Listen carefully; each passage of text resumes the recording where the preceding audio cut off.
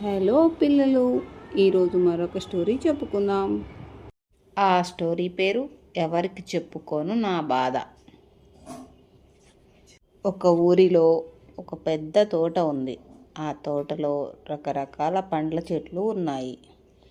ఒకరోజు పుచ్చకాయ ఒక్కటే కూర్చొని బాధపడతా ఉంది.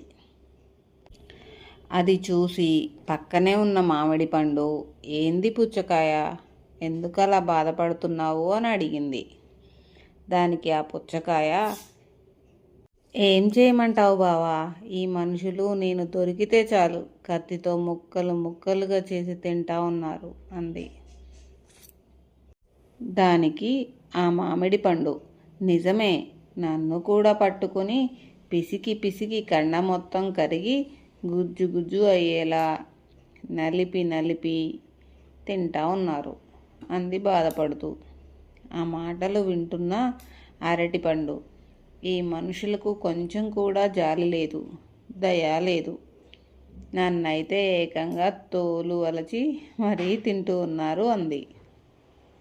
అంతలో అక్కడికి వచ్చిన మొక్కజొన్న, మీ అందరి బాధ ఒక ఎత్తు, నా బాధ ఇంకో ఎత్తు, నన్నైతే ఏకంగా బతికి ఉండగానే బట్టలు ఊడదీసి వేడి వేడి నిప్పుల మీద వేసి ఎర్రగా కాల్చి మరీ తింటూ ఉన్నారు.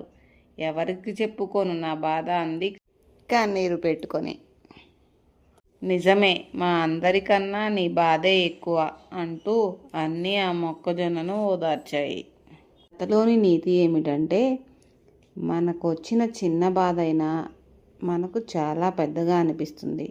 కానీ ఇతరుల బాధ విన్నప్పుడు మన బాధ చిన్నదే అనిపిస్తుంది. కథ మీకు నచ్చినట్లయితే కామెంట్ చేయండి. అలానే please like, share and subscribe.